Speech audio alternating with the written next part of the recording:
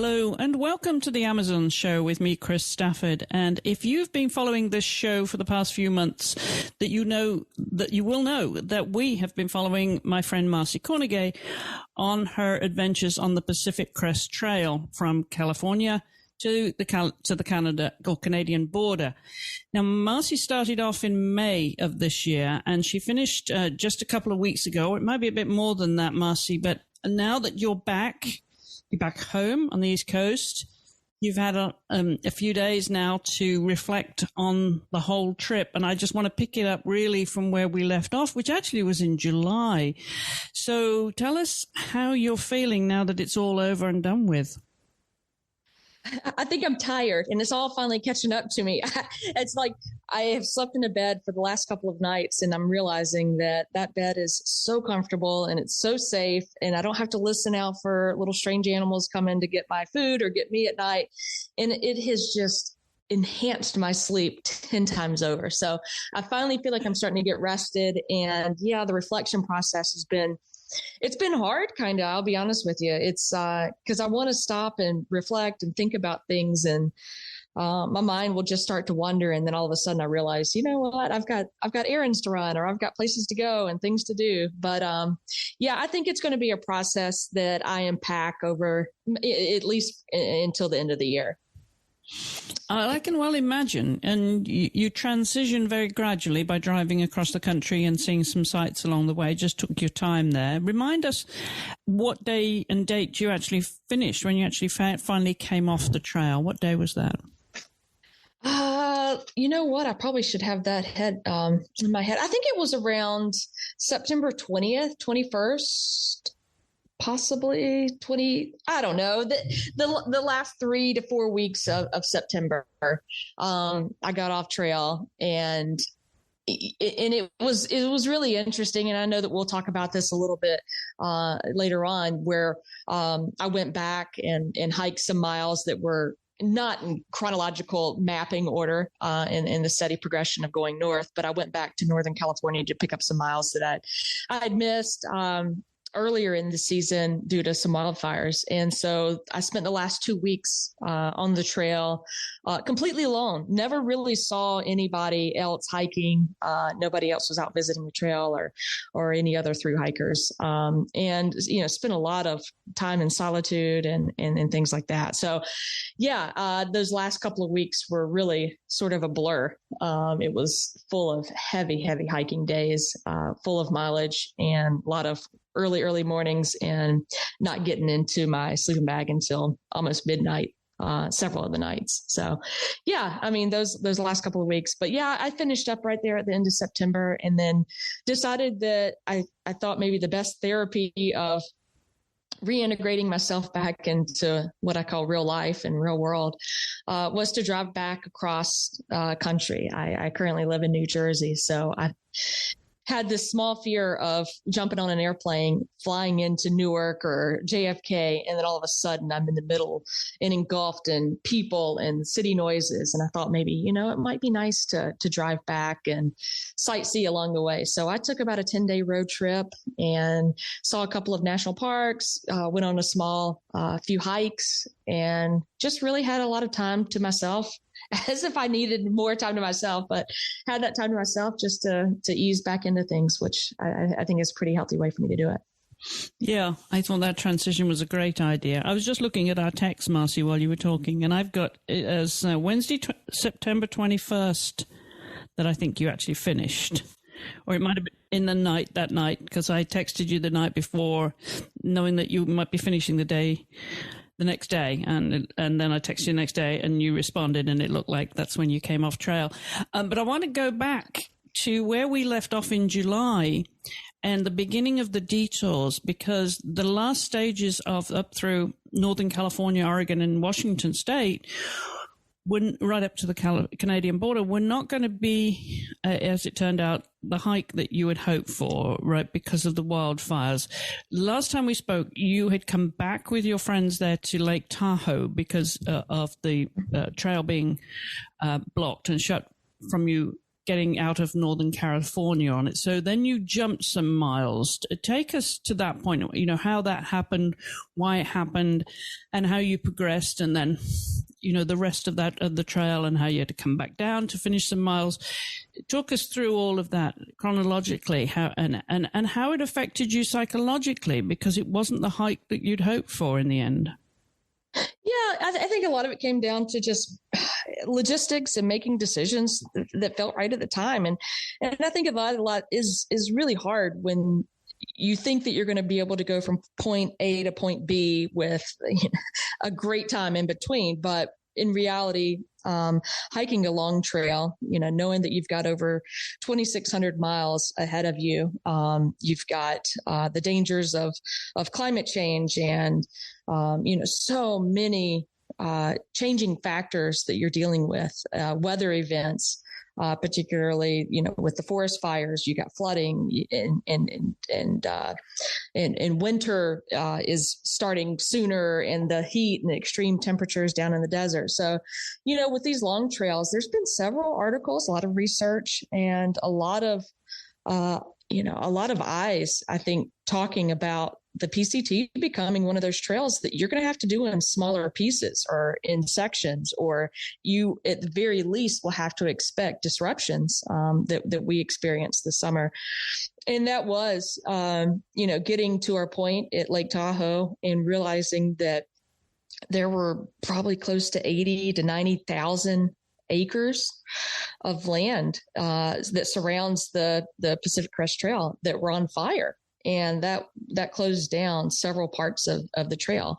And the way it closed it down was a little frustrating to try to logistically make sense of it. It wasn't like you could just skip the parts that were on fire and go to the little parts in between fires, because it would be, if you were looking at a straight line, it would be this little part's on fire, this little part's not, this little part's on fire, this little part's not.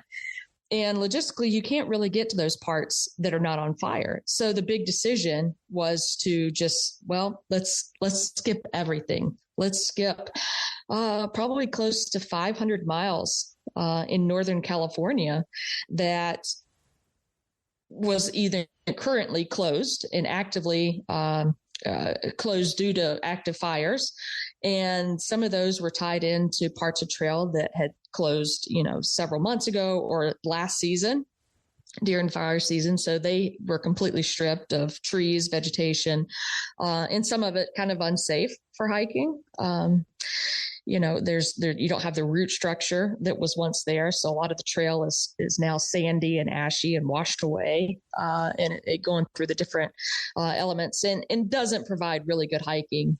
There's certainly nothing to look at. And so I made the conscious decision just to skip those parts for now and go and tackle as much of the rest of the trail as possible. And fortunately was able to go through and hike most of Oregon. Still had to cut out a small section of the southern portion of Oregon, but got most of Oregon in and got into Washington. And I'll tell you what, those two states are gorgeous.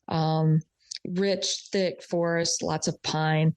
And getting into Washington, I was like, oh, this is perfect. This feels like home. And we're going to touch the Canadian border, and going through these small towns, kind of racing the clock a little bit to make sure that we get done before before it gets too cold, before the big snows come. And then getting to a little small town. It's called Stehekin, and it's on Lake Chelan, and it's one of the deepest lakes, freshwater lakes in the country. And we got there, and Chris, it was like something out of a movie. I thought the world was going to end. There was so much smoke.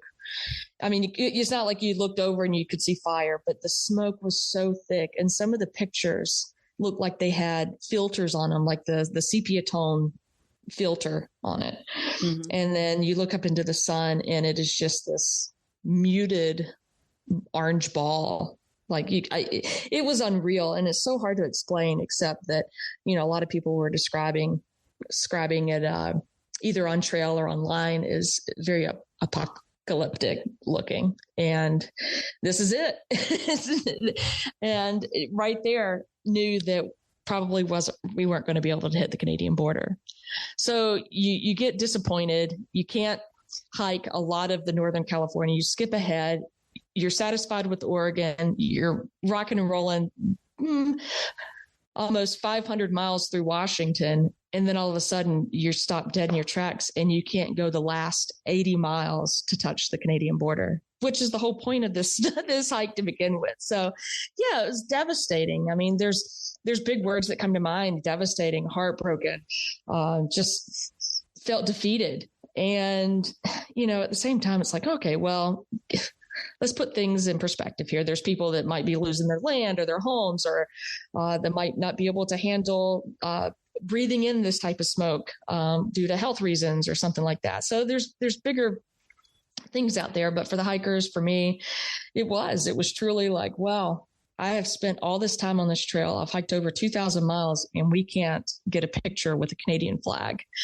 And that was rough. And, I had to lick the wounds and, realize that wasn't the only reason that I decided to do this hike. And do a little soul searching and put a smile on and say, you know what, that's okay. I don't have to touch the Canadian border this year. It's okay. Because at this point in the season and in the remote location of the fires near the border, the fire services, the wildlife, different wildlife agencies, I believe that they were just going to let those fires burn and weren't going to actively put them out because there was no harm to, a lot of the people out there. So they were just going to let those burn, and people that were trying to hike to those areas just out of luck. And that included where I was at that time. There were several hikers that had finished and were able to get through and complete most parts of the trail, including touching the Canadian border. But with such a late start in the season, wasn't able to get up there in time. Yeah, that is really tough, I'm sure, mentally for you to actually come to terms with that. But you mentioned there, not this time, right? You didn't get to touch it this time. Does that mean that you still have it on your bucket list to go back and finish those miles sometime? Yeah, I have to. I started something, and I think that's something that we share in common. Once we start something, we're going to finish it. Yeah. And that's always going to be in the back of my head. It's going to be not whether if I get up there, but when I'm able to get up there, and when does it make sense to go up there and have a celebration of it, put some closure to it, close the chapter, and start daydreaming about the next trail. Unfinished business. Yeah, unfinished business. Maybe I'll get a t-shirt made. Yeah, the endless hike, unfinished business. So that Lake Chelan, which is, by the way, spelled Chela, and that is kind of parallel to Everett, which is north of Seattle, just to put this in context, right? So you'd eaten a big piece of that pie of Washington State and all of Oregon then. How many miles did you anticipate would have been left for you to go back to? It was going to be about 600, 650, I think. A lot of these miles are so up for loose interpretation, but it's about 600 miles to go back and finish not only that little 80-mile stretch to get to the Canadian border, but then I needed to go back and finish some stuff that was left behind during what they call the McKinney fires and the Northern California fires. And that was what I decided to do. The girls that I was hiking with that we featured on the last episode, they elected to go back and resume their home lives and perhaps chew on the idea of coming back and finishing it another year. I just felt like I still had some good hiking in me. I felt like I could spend another couple of weeks back out on trail. And I felt like if I went out and did this by myself, it would be a different experience that I hadn't had yet. And I've spent so much of this trail with other people. And, so much time hiking alone, but you always know that you're going to be somewhere. You're going to see people at the beginning or the end of your day.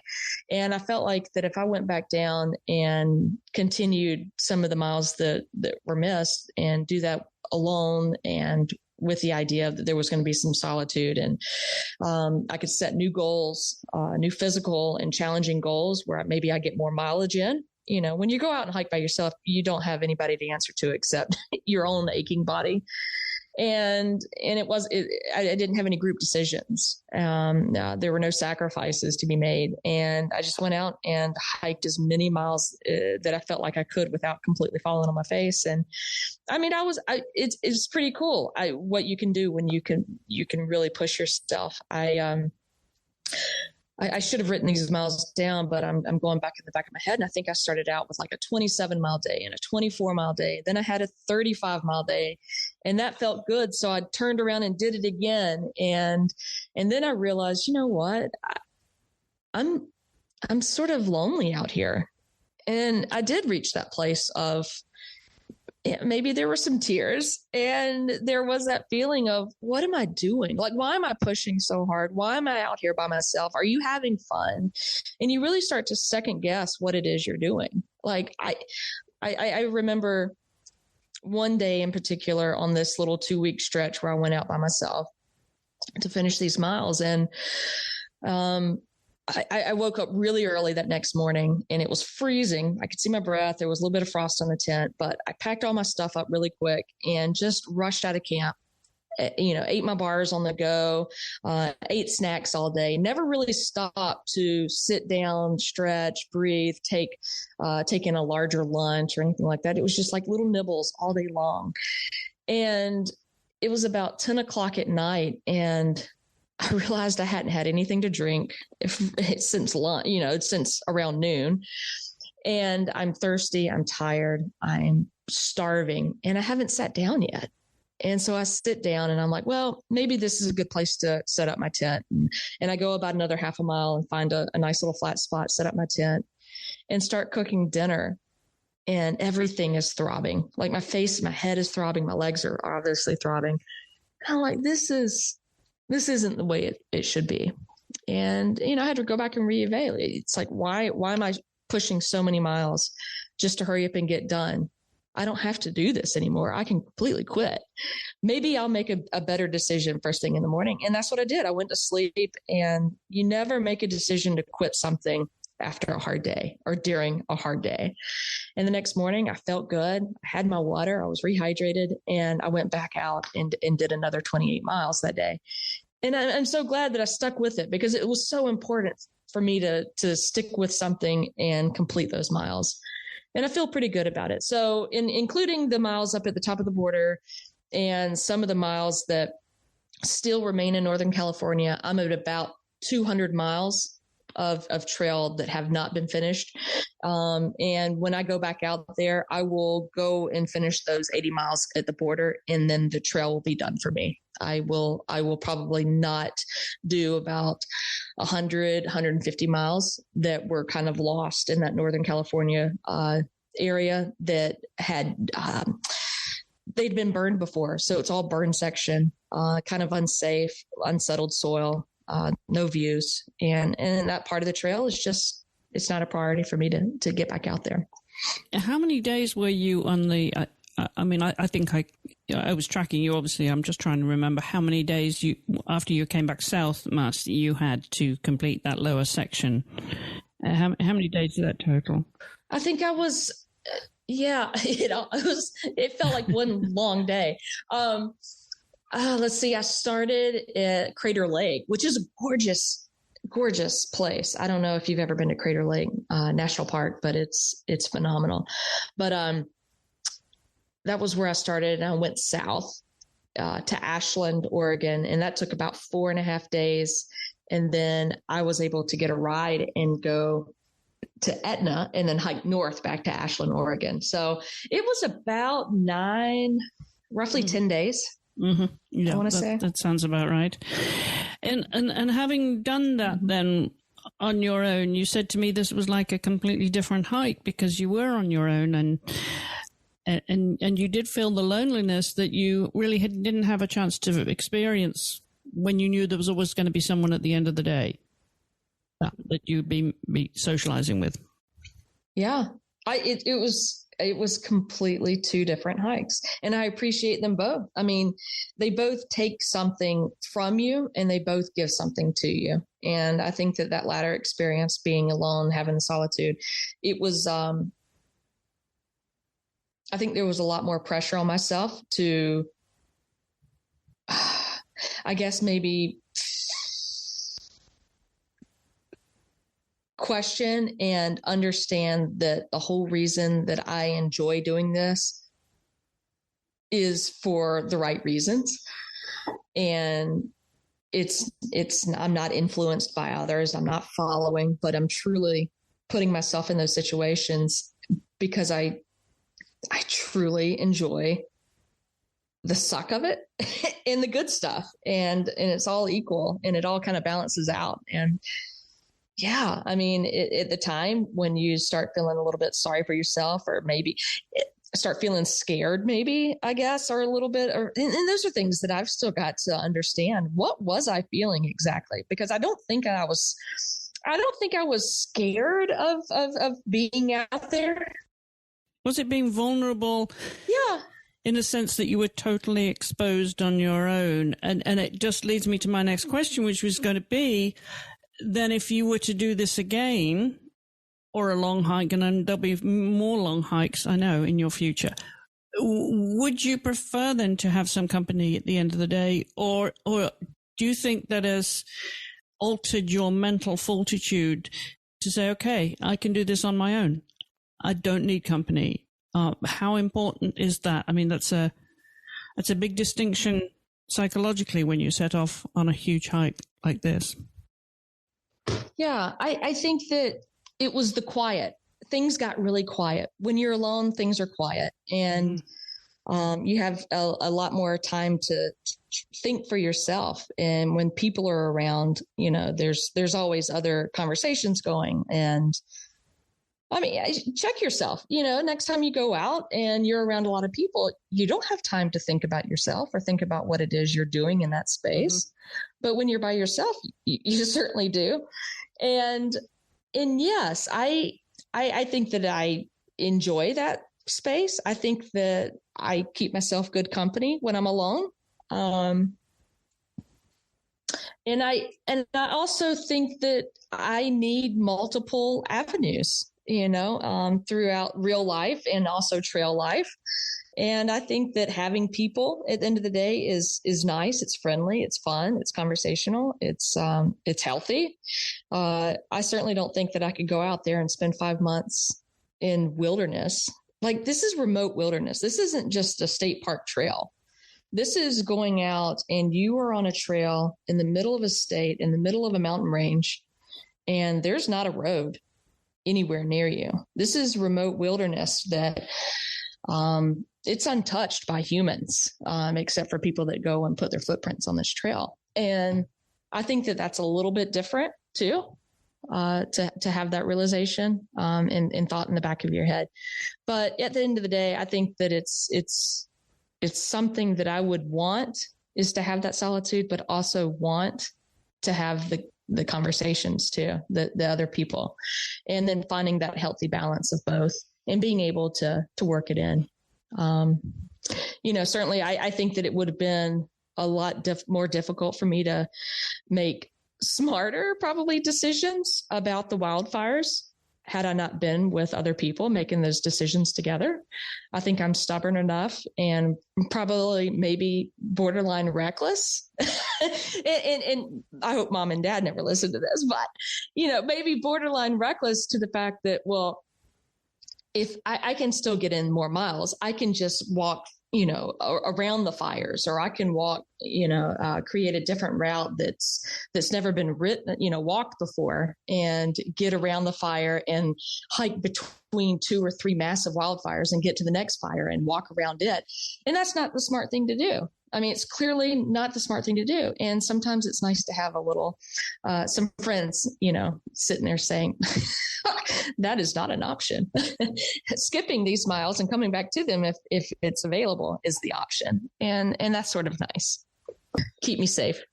Yeah, I remember sending you a text to that effect when you were going back to do those miles, and you were upping the pace, and something to the effect of, a calculated risks, knowing you and knowing you're going to do them anyway, but not to be reckless. I was starting to get a little bit concerned about you, that you would push it too much. Yeah. And you just push your body and your mind too much in your determination to finish those miles. And when you up the pace, you said, your body was throbbing at the end of it. And that's not the point of it. That's not the point of this whole thing. Right. Yeah. So it's becoming a smart hiker.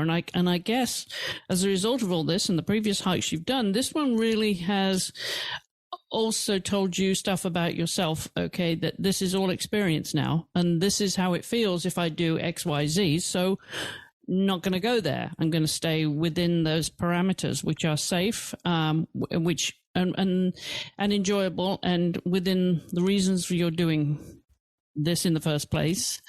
Not taking any unnecessary risks, but also not taking away the enjoyment of it all and the reason why you're doing it. Right. Being smart. I think it all just comes down to being smart. Yeah. Being smart. You're a smart woman, and now you're a smart hiker, right? Right. All the lessons combined. Yeah, absolutely. All the lessons combined. And I'm sure there's a lot of other things that you got from this. I know at one point when you were down in the desert, we talked about, the mental fortitude and how you were starting when you were starting to feel like, okay, what do you do with your thinking all day on the trail? Well, where does your mind go? And disciplining yourself, and you obviously got to do that. You got plenty of practice at doing that. Yeah. That was becoming a challenge at the start, wasn't it, Mars? So tell us what you learned from that in terms of how you occupy your headspace when you're just putting one foot in front of the other for hours and hours all day and into the night.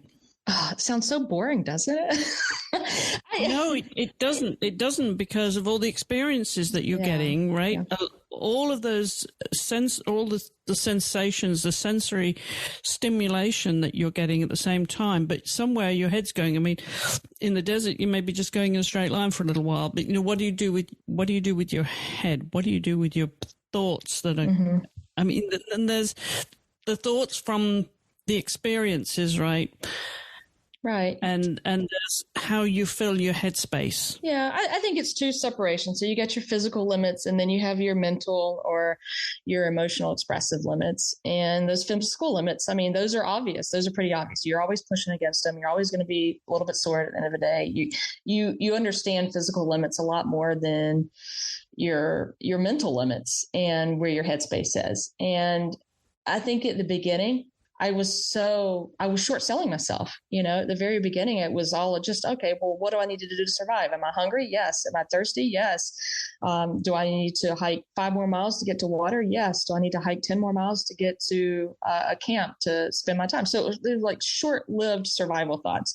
And these come and go, and they're necessary for survival, or they're necessary for a pleasant experience, right?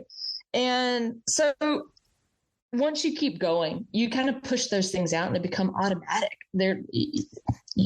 It's just your body responds to those types of things. And then your headspace starts to fill with, well, maybe it's humility. I've tripped over, I don't know, countless rocks and roots. And you start thinking, oh gosh, this humility, I'm tripping all over the place.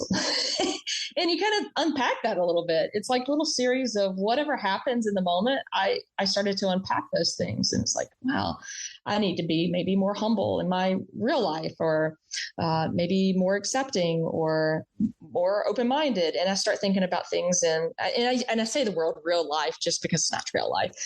And I keep going back and forth and running parallels between the two. And I think that's where I really occupied a lot of my time and space, is just drawing parallels from what I was experiencing on trail to maybe what I was doing in a work life or a career life or relationship life. And how could those things be better? I'm always seeking to find better in my life, or better thoughts, or better answers. And how can those types of things be better? And ultimately, whenever I'd go back and reflect, it's like, was there joy there? And I've got a huge fascination with joy. I think the word joy and what it brings, it's like, why are we doing anything unless it brings us joy?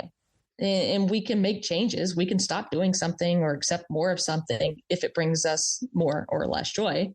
And I find so much joy in so many small, simple things when I go out on these trips. And so that quietness, excuse me, that I was talking about earlier, with that quietness, I was able to hear the crunch of the gravel. And that is my absolute favorite smell, or favorite sound. I love hearing crunchy gravel and footsteps on rocks, and being really, really in tune with that stuff. And then some of my favorite smells were the pines. Like, there's so many different variations of pine trees out there, and you could smell them, and you could smell the sage. And it was incredible. You could smell so much more deeper, and all the feelings. I mean, really, as I talk about it now, I would finally, after a long day, get into my tent and wrap up in my sleeping quilt, and just the extra down in my sleeping quilt is so comfortable. I got some new wool socks midway through the trail, and just putting on new wool socks was such a great sensation. And just the little simple things that are, they're enhanced. And you finally have the quiet space, or I had the quiet space to be able to accept all those things and really find the joy and just the simplicity of being out there. Did it make you adjust your settings to real life and your expectations in real life, your ambitions in real life? I don't know. And I think that might be something that might be to be continued to think about. Because I think doing these things, they change you. And if they don't, then for me, it's like, why do them? If there's not any kind of change, significant change, then it's sort of, I look at it as, well, that was a waste of time. I could have been doing something else, maybe a little less painful. But yeah, I would expect, and I have high expectations that there will be positive effect and change. Just thinking of maybe off the top of my head, I project that I will have a stronger attitude towards keeping my levels of health at where they are now, and little things like hydration and things like that I'm starting to notice that are really, really important. But I think that recognizing people and sitting back and observing people, and I think it's really important because, I met so many different types of people out there on that trail, and we're all coming from a different place, a different background, socioeconomic background, different experiences, as we do in other parts of our lives. And I think that sometimes I forget to really pay attention to where people come from, and who are people, and the people that I surround myself, and where were they and where are they now, and how does that sort of reflect with the company that I keep. I want to be around people that are motivated, that are focused, that strive to do crazy, wild, big things. And I think it's really important that find activities and meet people that have those same interests, as and that's for me. Yeah, I mean, they're big takeaways, right? And what a great way to learn more about yourself and shift your priorities. Just keep going out on a trail and getting new experiences, and enjoying that solitude, which I'm sure would have contributed to this as well. It just shifts your focus, your values, your priorities. But it also makes you appreciate the things that we don't get in real life, right? These experiences are outside of real life. people don't spend their whole lives as professional hikers. Right? It's not a career. No. So, I just think that time that we spend doing these adventures is so valuable.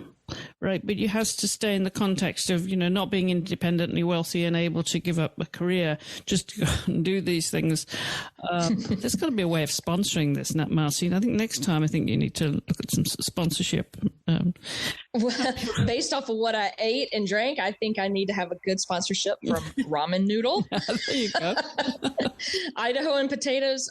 Macro bars are the absolute best bars, and certainly recommend them for anybody. Low sugar, high protein, good stuff. Macro bars. And I think they're the ones I have, aren't they? Yeah. Only the best eat them, really, Chris. And they're the bar of champions. I didn't realize that, but I'm glad they are to know that now. Yeah. Yeah, absolutely. And absolutely. I wish there was a sponsorship opportunity involved, but no, it's an interest that brings me joy, and I'm going to continue doing it. And I think that's the simplicity of it all. And often people have big experiences like this, and they're asked the same questions, what your takeaways were, and, what next, and what advice you would give to anyone else that's setting off on the PCT, and in what order, because I know you've done the AT, the Appalachian Trail, and you've now done the Pacific Crest Trail, and the Triple Crown is the Continental Divide Trail, which is the longest of the three, isn't it? It's over 3,000 miles. Yeah, 3,100. So, yeah, it's a trifecta, and it's definitely within reach, and it's on my list, and can't stop, won't stop till we get that Triple Crown, at least. Exactly. So what would you say to people who are doing just one of these or long hike in particular? I mean, to be able to sustain yourself over that period of time. Let's just focus on the PCT then. What advice would you give to anyone setting off on that? Yeah, speaking specifically on the PCT, it's you got to rip the Band-Aid off and realize that it's okay to go out there and go at it alone. Don't wait. You don't have to wait for anybody to go with you. You don't have to wait for the right moment. There's never really going to be a right moment. And I think that that's a pretty blanket answer for a lot of things that we really want to do. But with the PCT, I will say after reading some of the articles that have come out and just what I saw, I don't know how long the PCT is going to be around as far as a through hikeable trail from Mexico to Canada without any stops in between. There's always going to be fire reroutes. There's going to be floods and washouts. So if you want to go out there and see just these amazing, you walk through 7 national parks, which is insane. Yeah.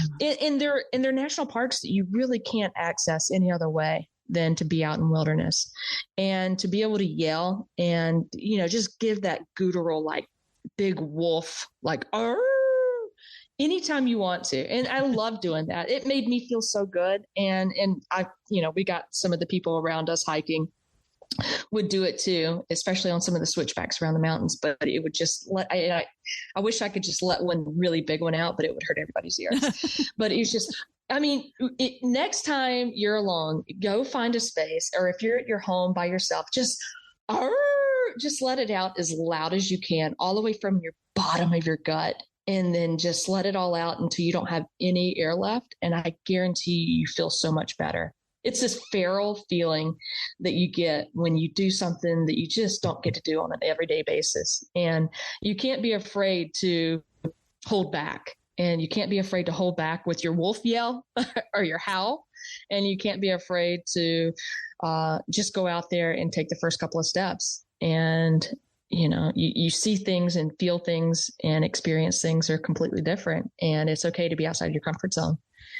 And in bigger picture, Chris, there's a poem that actually was shared with me. My mom shared it with me a while back, and it's called The Dash. And it was a poem written by Linda Ellis.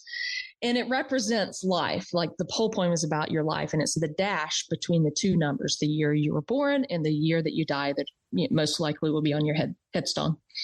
And it's what you do with your dash and how we choose to live our life. And if you have a dash mentality, I guarantee you're going to howl more often and do crazy things. And so that's something that for a while I've adapted a dash mentality, and I try not to say no to big things. I love that. I've been sitting here smiling at the very idea of being able to go somewhere and howl and know that no one is hearing me. But I'm going to try that, Mars. This is going to be my challenge. Yeah. All right. Here's another challenge. Find your howl, but do it at least 3 times, because I guarantee you the first one, you're not letting yourself go. Okay. The second one, you're going to look over your shoulder and think, oh, I wonder if anybody heard me. And then the third one, you're going to be like, what the hell? Who cares? Who cares? And then that third one is the one that you need to package up, and that's going to be your inner howl. And that's your howl. That's yours. Okay. All right. Yeah. I'm going to find my inner howl. This idea. Yeah. All right. So now you're home and you're still transitioning, right? But you have got your hair cut and your nails done. So you're halfway there, Mars. I did get my nails done and they look gorgeous. I even got my toes done, and wow. the girl did them, and another girl came over and she's like, I think we might want to go shorter on those. And she came over. I got 2 manicures for the price, or 2 pedicures for the price of 1. It was embarrassing, but I accepted it. It's fine. How are your feet? Because, each time we talked while you're on the trail, your feet were obviously suffering. But how are they now? Are they healing in any way? Well, I've gone online to look up some of the symptoms that I was having. And it's actually a condition called Christmas toes. Have you ever heard of that? No, I haven't. Is it seasonal? I guess so. So they're called Christmas toes, and I kid you not, it's Christmas toes, and you won't get feeling in your toes until after Christmas. So that's what I'm looking forward to. Post holiday season, I should be able to feel my feet again, according to the internet. Okay, that's that's a long time to wait to feel your toes. What else do you feel that you need to do to, I guess, sort of complete the transition, complete this journey, even if it's not the miles that you're hiking now, but complete it in your own mind so that you can check that box and move on? Is that something that happens? Is that a ticking a box, or is it just going to be an ongoing process? I think there's boxes that I can check that will help me move on. I think the obvious thing is to go back up next year, hopefully, as soon as the season opens up. So I'm anticipating maybe end of July, fly into Seattle, drive over, and pick up where I left off in Stehekin, Washington, and hike north. Touch the border. Of course, all of it's going to be burnt. I would anticipate not many trees remaining. But I feel like that it's okay. I've got to go up there and do the path that would be the completion. I think that would be the exclamation point. That would be able to put some things to bed. But in the interim, I think that just being able to wash my gear and store it away. Those are the little things where it's like, okay, well, I'm not looking at this pile of stuff anymore that I lived in for the last 5 months. Put my pack away, unpack, and completely transition. And I think that I will definitely do some more writing and packing some feelings. And then, I definitely want to pull out some more of the short stories that I experienced along the way and get those written down, or at least recorded in some way, so that they just stay with me. They live with me. And then obviously I'll probably have to get probably close to 5,000 pictures off my phone. So I'm not just wasting time just scrolling and looking at everything, and just, have a nice little organizational method for all that. But those are just little things. I think I just definitely need to finish that little section of trail and finish. Yeah. completely draw a line underneath that. Now, at what point then in the timeline of life do you have the CDT on your schedule?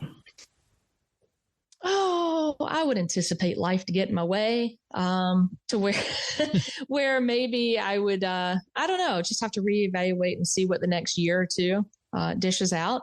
I think maybe a 2024 campaign of the CDT is pretty realistic, barring any specialized employment that might be coming my way. So we'll see what happens. I don't know. It's all kind of up in the air, but it's definitely something that will always be in the forefront of my mind. For sure. And then you've got the series of the 4,000 feet.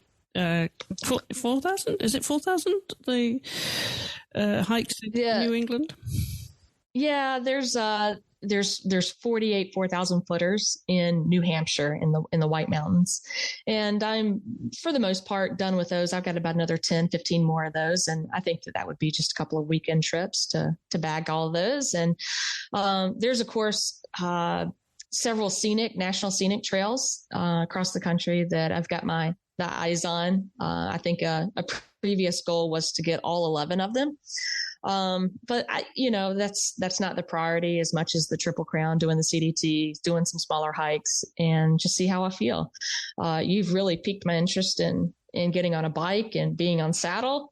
So I think that it would be a lot of fun to become a biker. Maybe I need to learn the terminology and get the equipment and figure it all out. But yeah, it's like starting with training wheels with that. I'm a new biker, so maybe I could learn a little bit more about that and appreciate that more. Well, not too new a biker. After all, the Potomac Heritage Trail that we did in the spring was 472 miles, so not a complete beginner here, Mars. But there's more to do, and we have one lined up, I think, for the spring that we started to talk about. Tell us how you chose that, because it's an interesting story how you came upon the idea of doing this particular trail. Well, I mean, I think that there's so many neat rails and trails systems through the country. And, I definitely want to spend a little bit more time diving into those and learning a little bit more about them and in the history and the culture that goes along with those. But happened to see it. There's these 3 women, they're Wonder Women, and they have, I started following them when they were doing the Appalachian Trail. They hiked the Pacific Crest Trail. They did the CDT. So they've got the Triple Crown. And then after the Triple Crown, they decided to get on their bikes and do some exploring. And I just find it, they're so empowering and they're so much fun to watch. They've got great personalities. They're on social media and maybe we can link to them. I think they're pretty cool. And it might be an episode where maybe we could get them on this show at some point. But they're really inspiring. And, when you see women out of retirement that are going out and reaching their goals and chasing dreams and doing it as feral humans, as I've kind of referred to, it's kind of really, really neat to find like-minded people. Anyway, they just finished this trail, and it's called the Empire State Trail, and it links Buffalo, and then you drive through the rural and the suburban roads and canals of upstate New York, and then you end up in New York City, which I think that would be pretty unique way to end a trail in the middle of Times Square. So yeah, I'd love to give that a try. All right. Well, stay tuned to this podcast, because I think it's a great idea that we catch up with those women and hear about their travels. And then we will also bring you news of this new bike ride that we're going to do, hopefully in the spring, because Marci is persuading me that we really should, it's easy for her, but I should learn to camp. So it is 750 miles from the Canadian border at Buffalo down to New York City. So it's going to take us, I think, about 13 days, wasn't it, Mars, based on the mileage we did before. So, yeah, I think this is going to be a next fun challenge. So you can't call yourself a novice biker anytime, Marci. Now you've got both tools in your toolbox now, both skills. So I'm looking forward to that one. As you know, I love the idea. So, yeah, stay tuned to this show because we'll bring you more of this, of Marci's adventures, of our adventures, and that of other women too. So, Marci, again, you know how I feel about what you've done here with the PCT. I'm enormously proud of you. I love you to bits. I think you're absolute hero, and you're going to be doing a lot more. That I'm just going to be the bystander and watch you as you achieve the Triple Crown. Well, you are by far the best support that I could imagine having at home. So thank you for keeping me going and always asking me where I am and where I've been and where I'm going. Yeah. All right. Well, you're very, very welcome. I love it. Okay, Mas. Well, I'm going to see you soon, or we're going to have a bike ride and a hike, and I'm going to try not to break an ankle this time, fall down a rabbit hole when I see you in a few weeks. Perfect. All right. Well, thanks again, Mas. Rest and transition. And we'll look forward to the next chapter in life. And to everyone that's listening, you know, if you're not inspired by this, then you have to listen to more episodes of Marci Kornegay's adventures. Do go back, actually, to episode 1 of this is a 5-part series of Marci's travails on the PCT. And we'll bring you more. And there's a lot more episodes on the Amazon show and other shows here at With Sports on your podcast player. So for now, I'm Chris Stafford, and thanks again to my friend Marci Kornegay. Enjoy your adventures. Go howl. Go and howl. Yes, find your joy and go and howl. And remember to do it 3 times.